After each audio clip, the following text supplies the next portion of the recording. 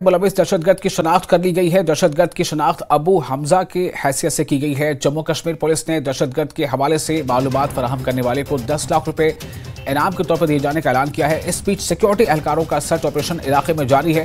ख्याल रहे कि मोहम्मद रजाक को गोली मारकर हलाक कर दिया गया था। वो नमाज पढ़कर बस्ती से घर वापस लौट रहे थे, तभी रास्ते में घात लगाकर उन पर हमला किया गया था। उनकी आखिरी रस्मात में हजारों की भीड़ जुटी थी।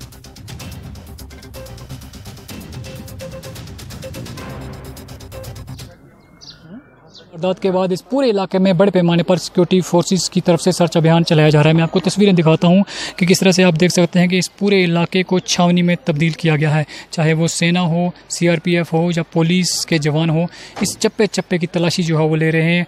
लोगों का सहयोग भी यहाँ पर लिया जा रहा है।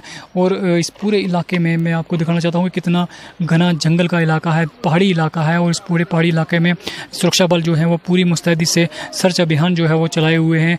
चप्पे चप्पे की तलाशी जो है वो ले रहे हैं। न्यूज़ 18 के लिए राजौरी के शाहदराज शरीफ से मैं शक्ति शर्मा।